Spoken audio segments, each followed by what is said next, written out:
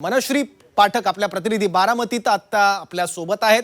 त्यांच्या अवतीभोवती देखील बरेच कार्यकर्ते आहेत। मनश्री, काही कार्यकर्त्यांच्या भावना नेमक्या काय त्या तू आमच्यापर्यंत पोहोचवू शकते शक्य असेल तर?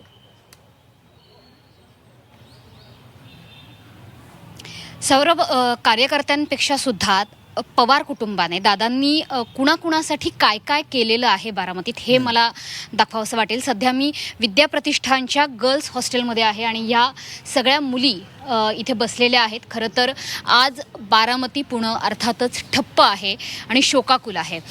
ज्या मुली आपल्याला इथे दिसत आहेत त्या अक्षरशः वेगवेगळ्या खेड्यापाड्यातून आलेल्या आहेत। महाराष्ट्राच्या कानाकोपऱ्यातून शिक्षणाची गंगा त्यांच्यापर्यंत पोहोचावीत याकरता ते आलेल्या आहेत। मला सांग की विद्या प्रतिष्ठानमध्ये ॲडमिशन मिळणं किंवा इथे येऊन शिकणं तुझ्यासाठी किती महत्त्वाची मोलाची गोष्ट होती?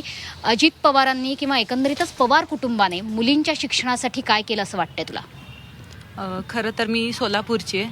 आम्हाला पुण्याला वगैरे पाठवायला आमच्या घरच्यांना खरं तर भीती वाटते, पण बारामती म्हटलं की सुरक्षा किंवा आमची मुलगी इथं सेफ राहील इतकं आमच्या घरातल्यांना विश्वासाचं नातं ह्या बारामतीशी जोडलेलं आहे। आणि पवार कुटुंबियांनी काय दिलं तर आज आम्ही बारामतीत राहून किंवा आज आमचा दादा गेला आणि आम्ही लाडक्या बहिणी पोरक्या झालो असं मला वाटतं। आणि आज जर तुम्ही आम्हाला बघितलं तर ग्राउंडवर दादांना आणण्यात आलं आहे, पण आमच्या सिक्युरिटीची काळजी म्हणून आज हे संस्थेनं आम्हाला बाहेर पडू नाही दिलं।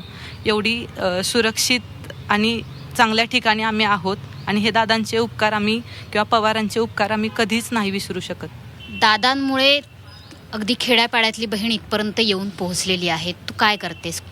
कुठलं शिक्षण घेतेस? मी खरं तर फलटणमधूनच आले आहे आणि माझं इथं येण्याचं कारण म्हणजे ते पवार कुटुंबच आहे। कारण खूप वेळा पवार कुटुंब फलटणमध्ये पण येऊन गेले आणि आम्ही असं निशब्द झालो की आम्हाला तर बोलताच येत नाही, तर आमच्या अश्रूच अनावर होत नाही आहेत।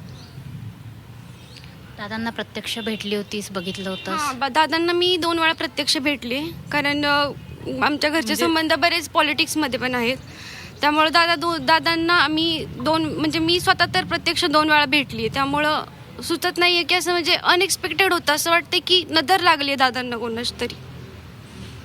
दादा जेव्हा भेटले तुम्हाला इथे विद्या प्रतिष्ठानमध्ये अनेकदा आले असतील, काय म्हणायचे दादा? कारण त्यांचं एकंदरीत त्यांची शैली, त्यांची बोलण्याची पद्धत ही सर्वज्ञात आहे, दिलखुलास होते, स्पष्ट वक्ते होते।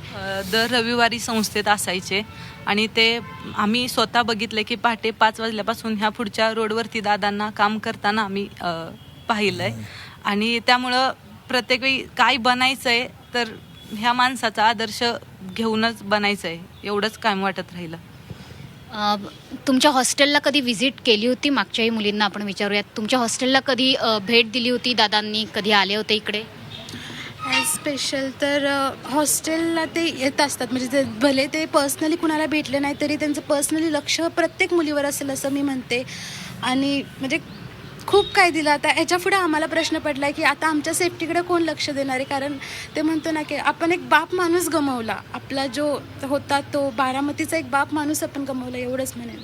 अजितदादा तर आता आपल्यात नाही आहेत, ह्या सगळ्या मुली तेच सांगतायत की अजितदादांनी आम्हाला जे दिलंय ते शब्दांच्या पलीकडचं आहे। पण आज अजितदादा आपल्यात नसताना त्यांना तुम्ही सगळ्या मुली काय शब्द द्याल? कारण जी काही शिक्षणाची गंगा विशेषतः मुलींपर्यंत, खेड्यापाड्यातल्या मुलींपर्यंत अजितदादांनी पोहोचवली होती, त्यांच्याशिवाय ही बारामती नाहीच आहे। त्यांनी खूप एज्युकेशन पॉलिसी पण चांगल्या केल्या, इथल्या रोड्स किंवा गर्ल सेफ्टी म्हणजे तिथपासून ते स्टडीजच्या बाबतीत आणि सगळ्या म्हणजे ज्या गर्ल्सला सुविधा नाही देत किंवा ज्या गर्ल्स लांबून येतात त्यांच्यासाठी पण त्यांनी खूप केलं।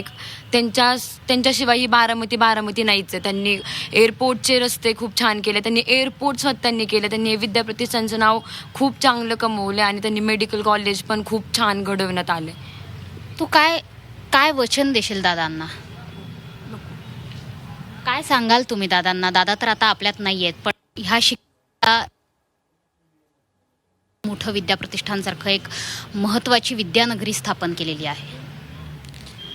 दादा गेलेत हे कुणाला विश्वासच बसत नाही आहे, खरं सांगायचं झालं तर, की दादा आपल्यात नाही आहेत। हे खूप धक्कादायक गोष्ट आहे। आजची सकाळ अर्थातच खूप दुर्दैवी बातमी घेऊन आली। जेव्हा तुम्हाला समजलं तुम्ही विद्या प्रतिष्ठानमध्ये काय वातावरण तयार झालं होतं? अर्थात सगळा महाराष्ट्र सुन्न आहे।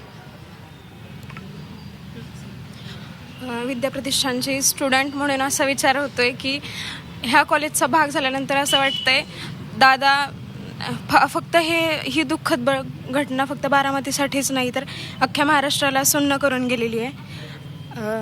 दादांसाठी भावपूर्ण श्रद्धांजली. तुमचे उपकार कायम राहतील आमच्या मनात. तू कुठनं आली आहेस? घरातनं शिक्षणासाठी इतक्या लांबवर पाठवणं, अनेक मुली तेच सांगतायत मला. मी करमाळ्याची आहे प्रॉपर. बारामतीकडे येण्याचं पुणे परवडणारं नाही आहे खरं तर, म्हणजे मीडियम घरातील लोकांसाठी, किंवा आम्ही शिक्षणाच्या दृष्टीने इकडं आलो, विद्याप्रतिष्ठानमध्ये आलो का तर या कॉलेजचं नाव पवार साहेबांचे इतक्या प्रगती या कॉलेजची हे पाहून इकडे आलो. तसंच इतके डेव्हलपमेंट झालेली बारामती. ठीक आहे, बारामतीमधल्या विद्यार्थिनींची नेमक्या काय भावना आहेत ते आपण बघितलं. बाप माणूस गेला ही भावना या सगळ्या विद्यार्थिनींनी व्यक्त केलेली आहे आणि अजित पवार आमच्या कायम स्मरणात राहतील असंही त्यांनी म्हटलंय.